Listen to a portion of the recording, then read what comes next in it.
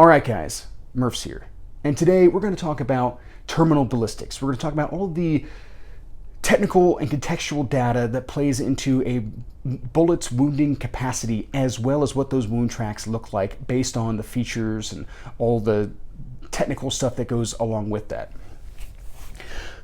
We are going to ground this conversation in contextual discussion so that you can take the information from this and make a more informed decision about how it is you want to configure your defensive setups whenever it is that it comes to evaluating your wounding capability of your ammunition, firearm, blah, blah, blah, blah. Also go over some misconceptions or some philosophical differences amongst the groups. Now, in my opinion, there are four groups whenever it comes to terminal ballistics. You have your bigger is better group.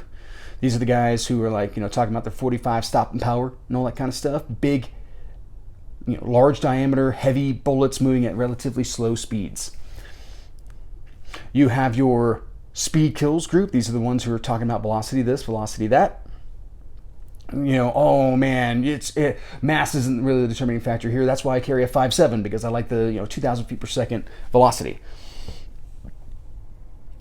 Number 3 is your shot placement crowd. Well, it doesn't matter as long as the bullet's powerful enough to be able to punch through the skull. I can end this fight in one shot, just based on my shot placement entirely. And then you have your death by volume kind of guys who are like, if it deserves to get shot once, then it deserves to get 5 rounds. In many different ways, all 4 of these guys are correct. However, there are a lot of contextual things that need to be taken into account whenever it is that you're determining what crowd you want to fall in with. And that's what we're going to talk about in this video. Before we get into that, though, we are going to go ahead and define some terms and standards that are going to ground our overall conversation. So starting off with standards, we're going to be looking at or basing a lot of our information off of FBI testing data. Because after the 1986 Miami-Dade County shootout, the FBI saw a need to go ahead and standardize how it is that we evaluate bullets. Now, in this shootout, 2 assailants engaged like 5 FBI agents, wounding or killing most of them, and the assailants themselves receiving multiple gunshot wounds that did not result in death.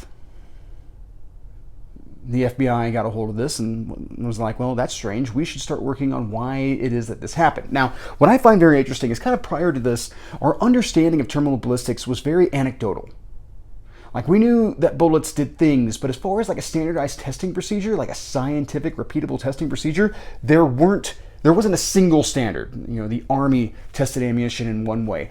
The FBI maybe tested ammunition in another way. Different law enforcement agencies came up with their own testing standards, and everyone was just kind of looking at results and being like, well, that guy died, so clearly this bullet works. But that wasn't necessarily like actual scientific empirical data. That was just a circumstance, and that's just not how data, or at least quantifiable data, works. You have to be able to quantify the data, and anecdotal shootings don't necessarily qualify for that.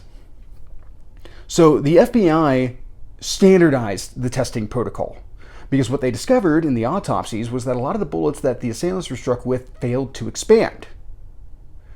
So now they understood that they needed to figure out a way to be able to test defensive ammunition in order to be able to determine whether or not it would be effective for their uses. Now, the testing protocol they came up with was a calibrated ballistic gelatin block.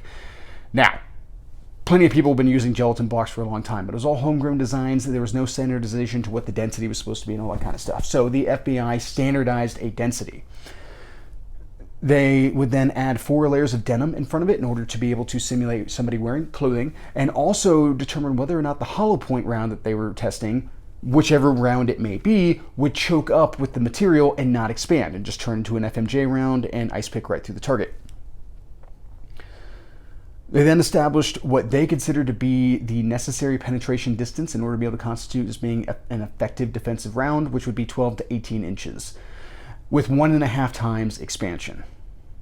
This is the testing protocol moving forward. Now, why 12 to 18 inches, Murph?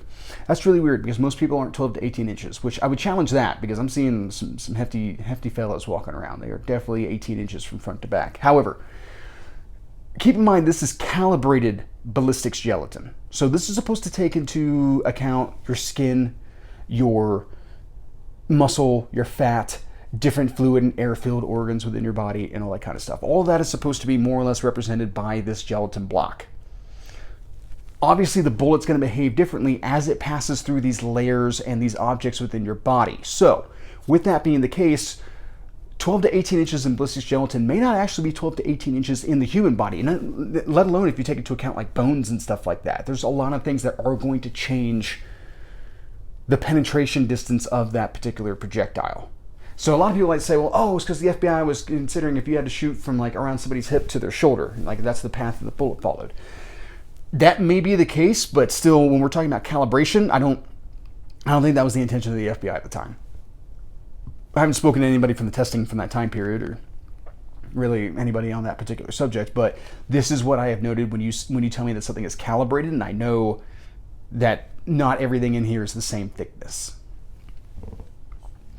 Now, this is very interesting because this drove a lot of other stuff. The FBI actually is the driving force for a lot of things in like law enforcement and other arenas. It's actually kind of interesting. As they conducted their testing, they found more and more that there were an awful lot of rounds out there that did not effectively expand through the denim and stuff like that. And this drove the industry to adapt. And we've seen a fantastic advancement in metallurgy in the last over 20 years. I am not a metallurgist. I don't understand, and I will not pretend to understand what it takes in order to be able to get a lead core to bond with a copper jacket or whatever it is that you're working with. And at one time, apparently, neither did the firearms industry, or at least the ammunition industry. At this point, we've gotten to where the bonding between these metals is good enough that the bullet holds together as it passes through target media, and it can meet that 1.5 times expansion, which is pretty great. Which has caused the FBI to go from shelving the 9mm in the 1980s because of the Miami-Dade shootout, going to the 10mm, deciding the 10mm is too much, going to 40 Smith & Wesson, and then winding up back at the 9mm once metallurgy had advanced. Thanks in large part, or at least due in large part, to this testing protocol. So that this obviously plays a really big part in our conversation throughout this process, because in ballistics gelatin, we wind up getting a lot of data, not just penetration distance and expansion. We'll go over that stuff more as we go. Now, of course, velocity, the speed at which something moves, mass, how much something weighs, and then the equation between those two producing energy. These three factors are stuff that we're also going to talk about as we go through our different fight stopping characteristics here in a bit. Go ahead and refresh a little bit. Yes, delicious. Love scotch. All right, your primary wound channel. This is the path that the bullet takes through the body. And this is tissue that is directly impacted by contact with that bullet. So generally, your primary wound tract is going to be about the same diameter as whatever projectile it is that you used. It's not going to be physically possible for this projectile to be able to destroy more tissue than like it can actively come in contact with. Now, this, of course, gets changed depending on what type of bullet it is that you're using.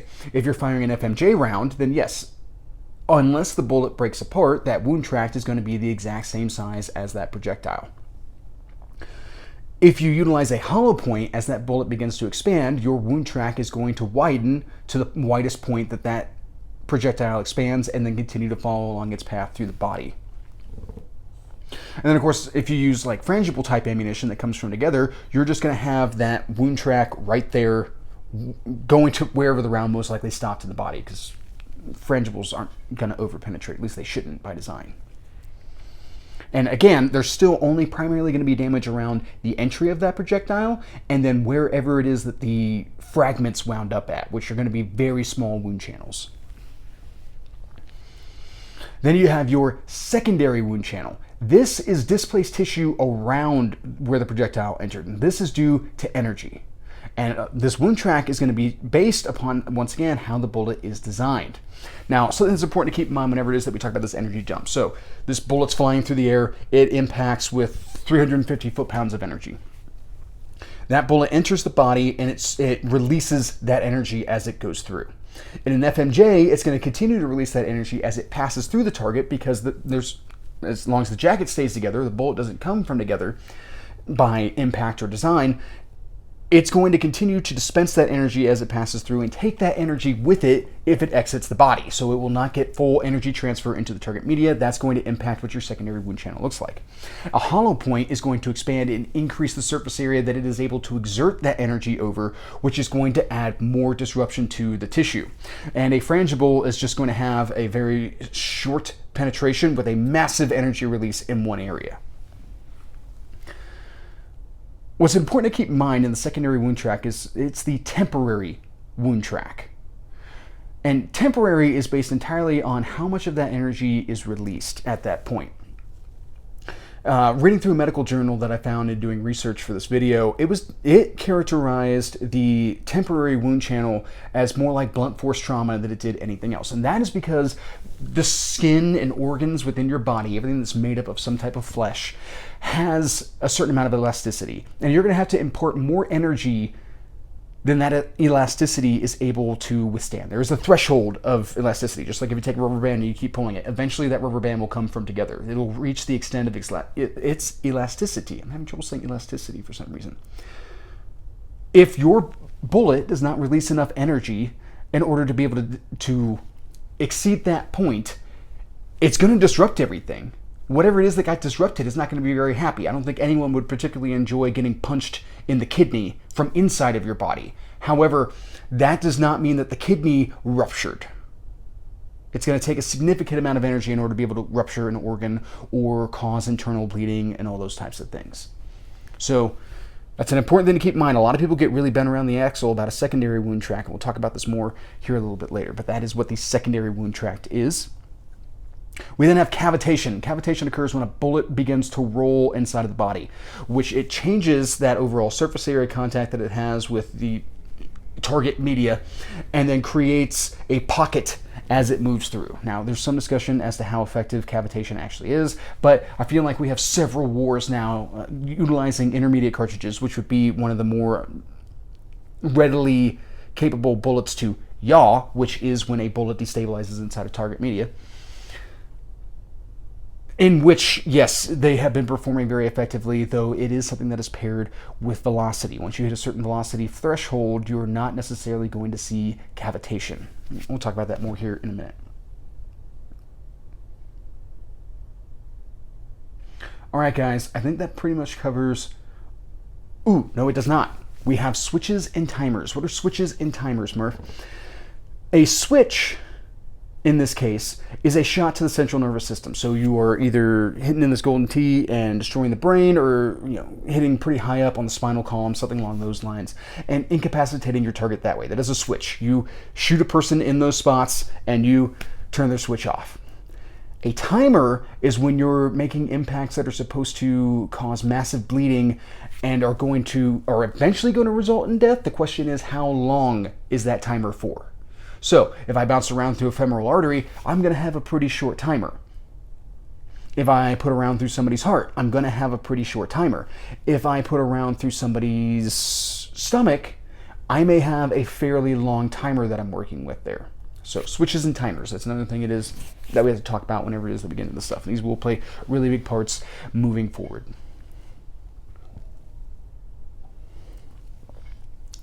All right, guys. Is that sherry? Rum cask, yeah, okay. That makes sense. I can definitely pick that up. All right, so with that, why don't we go ahead and get into each group and talk about their pros and cons, the contextual side of each of these group of people, starting off with more is better. Our big bore guys, those guys who want to run 10 millimeters, 45 ACPs, might go as low as a 40 Smith & Wesson, as high as a 44 Magnum.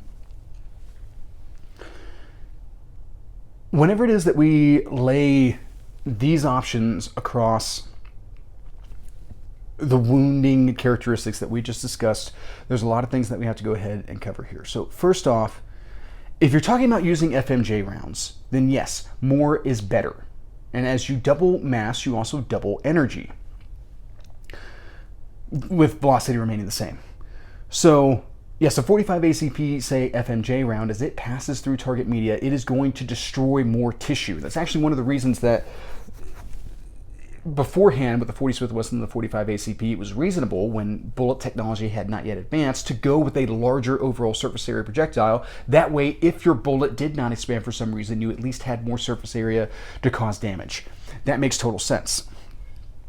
You also have to take into effect, whenever it is that you talk about those types of things, is the shape of the projectile whenever it is that you're talking about creating or punching out that primary wound channel. Something that has a very slender shape to it, like say a 5.7 by 28, is not going to destroy a lot of tissue. It's not going to leave a very significant wound track. However, if you go up to something like a 38 wad cutter, which is like throwing an end table at somebody, you have this very wide surface area that is going, like, the whole point of the wad cutter was to punch really neat holes in paper. It'll also punch really neat holes in people, and it'll destroy and rearrange a lot of matter in front of it as it passes through target media. It's going to create this very nice, very pristine primary wound channel. By going with a wider projectile, you are more likely to hit a lot of stuff that is going to get a timer started as you aim center mass and stuff like that. So if you're really close to the heart, you have a better chance of nicking the heart with a wider diameter projectile, or hitting the aorta, or whatever it is that you might be shooting at here at this point.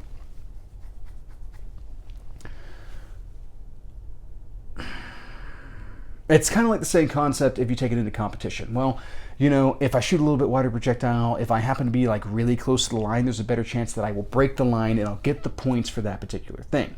Now, the other thing to take into account whenever it is the contextual side of discussing what it is that we're talking about with these larger diameter projectiles is that you're also going to have larger grips, lower capacities, bigger framed guns in order to be able to manage the recoil that's going to be associated with these cartridges. If you're a smaller statured person or small hands or whatever it is that it may be, that may not be beneficial to you. So going the direction of more is better is actually going to give you less. It'll be diminishing returns because you're not able to handle the firearm as well.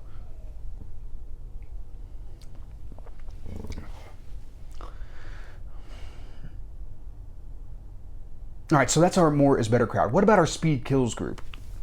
So speed does indeed kill. Velocity is a huge portion of this. If you double velocity, you quadruple energy.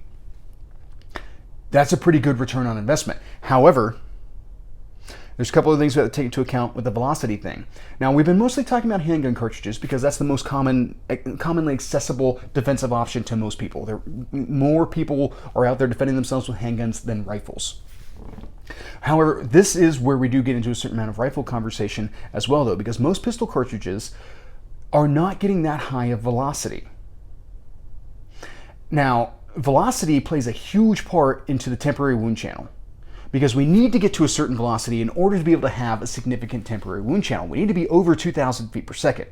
Not a lot of handgun cartridges are achieving over 2,000 feet per second. Now, this is where, again, my FN57 crowd shows up. And they're like, well, you know, the FN57 is, but once again, we don't have that large of a projectile, so we have a different relationship with energy. Now, energy overall here is probably the least important thing. When you take into account the velocity threshold, once we exceed 2,000 feet per second, that temporary wound track becomes very interesting. It becomes very important. A 308, like a 150 grain 308 going at 2,700 feet per second, let's say. That's a lot of energy on target and a lot of mass to go along with it. You're going to get a massive temporary wound channel that may very well defeat the elastic capability of some of the flesh within your body, as well as a decent sized wound track. The 5.56 going at over 3,000 feet per second. If you hit somebody at 3,000 feet per second, now if they're close enough, they may not have enough time to be able to, that round may not have enough time to be able to dump all of its energy, but it's still going to leave an effect.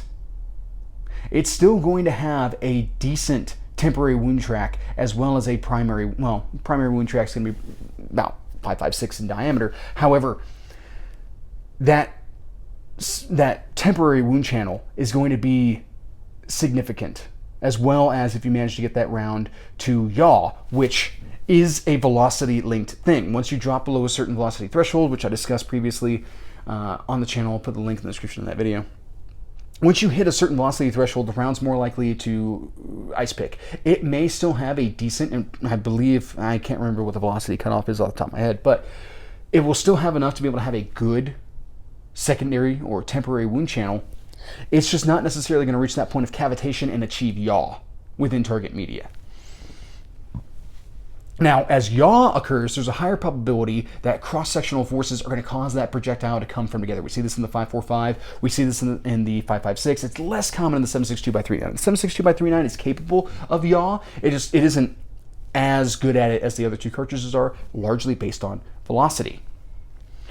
When you're talking about like 9mm and stuff like that, you're not going to get a outrageous temporary wound channel. You're not going to get yaw. You're not going to get. You might get some bullet breakup, depending on whether or not your jacket stays on the projectile as it starts to expand and all that kind of stuff. But it's not going to be like the round grenading inside of the body. It's just going to be some stuff that gets left behind, maybe tears into something else, causes some internal bleeding, blah blah blah blah blah.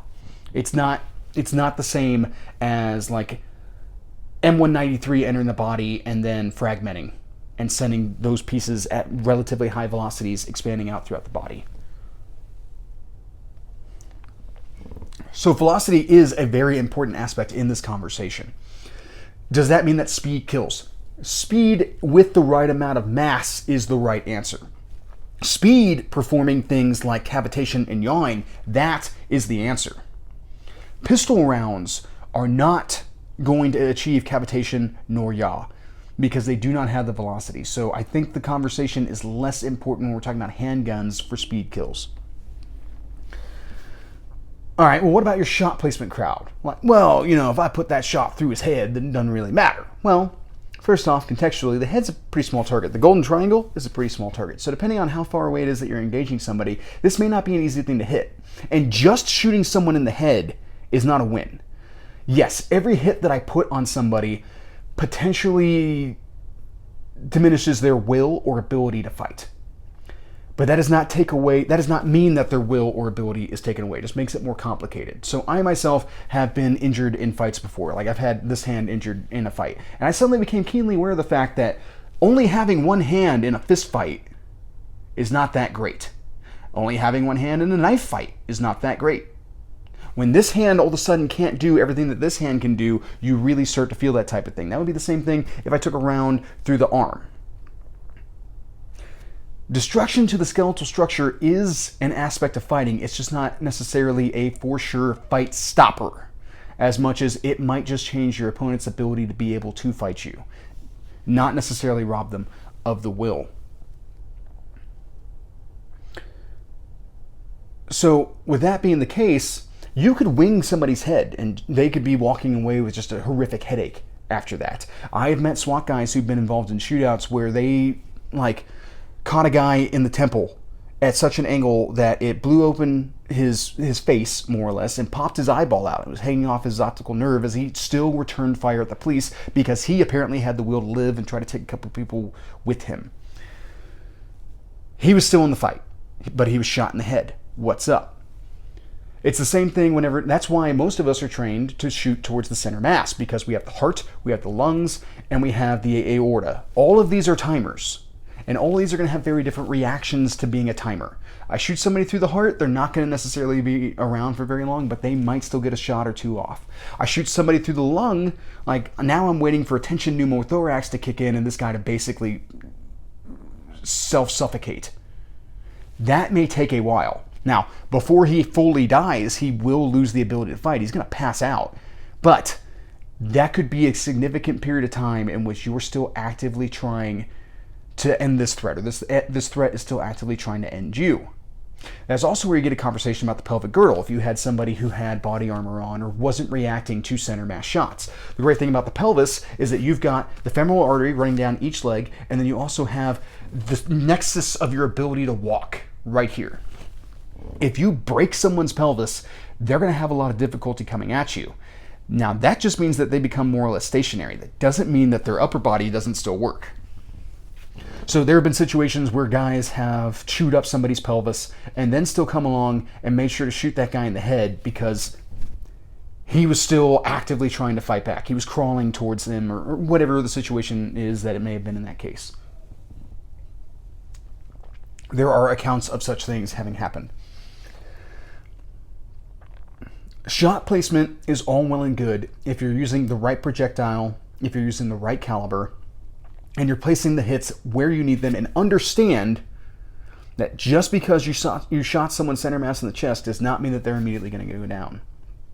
And that the CNS is not the easiest thing to hit in the world. But if you do manage to hit the switch, more than likely it's lights out.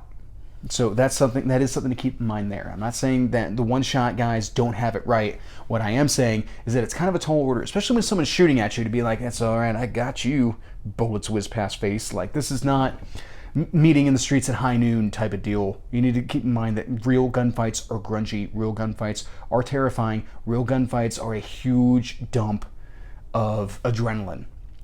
And for some people it focuses, and for some people it just completely clouds over and they can't process everything that's going on. It's all based upon not even necessarily experience, but inoculation and where your head's at going into it and all that kind of stuff. And that's getting into kind of like fighting mindset, and that's not something that we're discussing here in this video.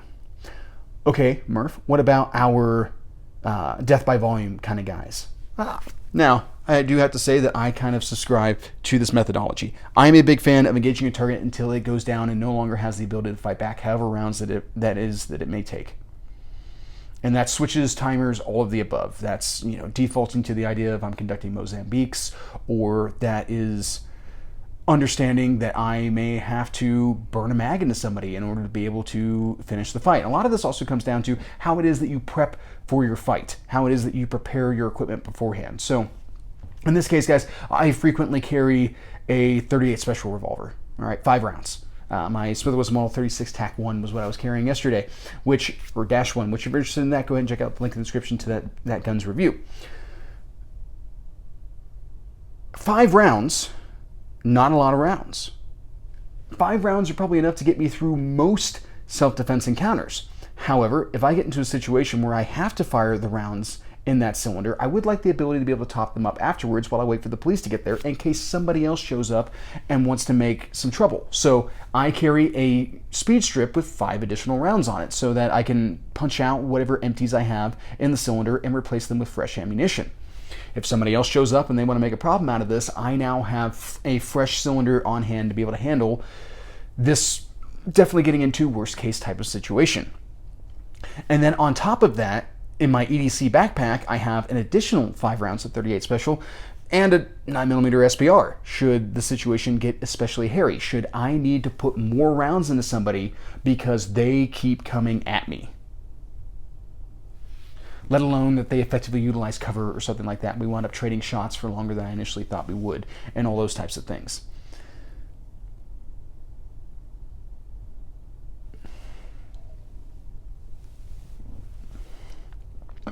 All right, guys, I want to discuss, not getting too deep into actual fighting mindset and methodology. Since we're still talking, I might as well pour myself another. But something that I do want to get into in this discussion is what stopping a fight looks like. Now, of course, everything should start with avoid. If I never have to pull my gun, like, if I avoid the fight entirely, I never have to pull my gun. I never run into a situation where I am potentially fighting with somebody and now I have to go in front of a judge and explain my actions and all those types of things. I would like to avoid that as much as I can. So the best fight is the gunfight I don't get into. However, if we hit the point of getting into a gunfight, if I do have to pull my gun for some reason, it's important to realize that fight stopping in this case is not just brandishing a firearm. Once a gun comes out, it's because it's getting used, and there's a very narrow window once it exits leather that we could end this fight peacefully. But more than likely, if my gun has come out, we are fighting, and someone is dying. And it's my goal for it to not be me. Fight stopping is not just brandishing a firearm. In fact, brandishing a firearm is actually illegal in most places. So be very careful about how it is that you're getting into this fight, what it is that you're doing when it comes time to draw that weapon. In addition to that, methodologies like, well, shoot him in the leg or something along those lines. Somehow try to incapacitate or disable your opponent. That guy is still able to fight you with a bullet hole in his leg. Now, he may not want to fight you anymore, and what drives somebody to not want to fight anymore is different from person to person. Seeing a firearm and being like, you know what, turns out I don't want your wallet, is a fight stop. Shooting someone in the leg and that person being like, this is so not worth it, I am so done, I would much rather be alive and in jail than dead with, an attempt at grabbing this lady's purse. That may be the case. Or somebody might be like, I don't care that you just shot me 4 times in the chest. I am angry and I am high and I am coming at you. You cannot prepare for the minimum that is required to end a gunfight. You need to plan beyond that. Reasonably beyond it. I'm not telling you that you need to carry like 4 15-round mags of like plus P plus 9mm in order to make sure that you're going to make it through your gunfight. That seems a little excessive to EDC, and I would challenge that anybody's actually EDCing that much ammunition every time they go out. What I am saying is that you need to be prepared for more than the norm, or what you consider to be the norm. There are some people that just hearing the firearm discharged might cause them to stop fighting, but that does not mean that pulling your gun out and firing around in the air is going to alleviate the situation. It's probably more than likely going to make it worse. I remember when I was a kid, I was probably like 14 or 15 years old. We stopped off at a Walmart on the way to the range. The bed of the truck was loaded down with guns and ammunition. My dad handed me a .357 and said, guard the truck. If anybody comes up to the truck, tries to take something, the first round goes up in the air. And I thought to myself, that's really dumb, because this thing only holds 6 rounds. And I'm probably going to need them because I'm a terrible pistol shot. So, no, if I'm going to shoot the gun, I'm just going to shoot the person. Now, this is a really weird conversation to have at 14, or even like, whole sequence of thoughts going on at 14, and I know that now, like looking back in hindsight, like, that might explain some things. But regardless, that mindset you carry into how it is that you're going to produce fight-stopping terminal ballistics on somebody else is what you need to be considering here in the comfort of your home, not on the situation, not on the X.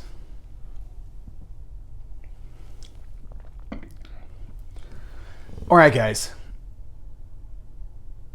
The last thing that I want to go over are bullet paths, because a lot of people seem to have a bit of a misunderstanding with what directions a bullet takes once it gets in the body. And there's a lot of things that are going to impact this. First off, FMJs versus a hollow point. A hollow point, as it expands, might very well catch onto some density within your body. I don't know, passes through your pancreas or something like that, and changes direction, rolls a little bit, and then, it entered in your belly button, and now it's coming out of like your middle back or something along those lines. The angle of the engagement is also going to play a portion in this as well. FMJs may ice pick right through, and you do have a nice clean, hole from nipple to your upper back. But also, and this is dependent on mass, velocity, distance, velocity as a function of distance and all that kind of stuff, it may ride bone. There are circumstances in which people have been shot in the leg with a .556 round, and it has exited out their knee because it caught that hard shin bone and just rode it on up. That is a thing. That is something that can happen. Now, this has led some people to, again, the anecdotal belief that bullets in the .22 variety bounce around your body. That, it'll go in, like, I don't know, your foot, and it's going to come out your head or something like that. Or go in your foot and come out your butt, like whatever. That's not how bullets work. This .22 is not this, bounce around death ray type of thing. I'm pretty sure I talked about this in my .22 suitability for self-defense video, which if you're interested in that, go ahead and put the link in the description. The .22, being a relatively lightweight projectile at a not that interesting velocity, is definitely going to ride bones. So there's also a persistent belief that the wound track may not necessarily be straight, which is relatively true, and also that the exit wound is going to be larger than the entry wound. That is not always the case. A couple of things are going to play into that. One, bullet construction, FMJ versus hollow point. An FMJ is more than likely going to have a pretty comparably sized exit wound as the entry. A hollow point is definitely going to have a larger exit than entry. And then also, if you're like caliber decisions, so if you have a .556 round that detonates inside of, yaws and breaks apart and all that kind of stuff, you may have a different size exit wound than you had an entry wound. If the bullet yaws, cavitates, and comes out in one piece, yes, you might have a keyhole exit wound that is going to be substantially larger than your entry wound. But it is not like a constant. It's not the exit wound will always be larger. but the exit wound could be the same size and in a different location based on entry, or at least in a different location in comparison to entry. So a couple things to keep in mind if you're ever like coming in to treat somebody who has been wounded. All right, guys. I think that pretty much covers my thoughts on this particular subject. I hope you guys found this interesting. That's pretty much what I got. Have a good day.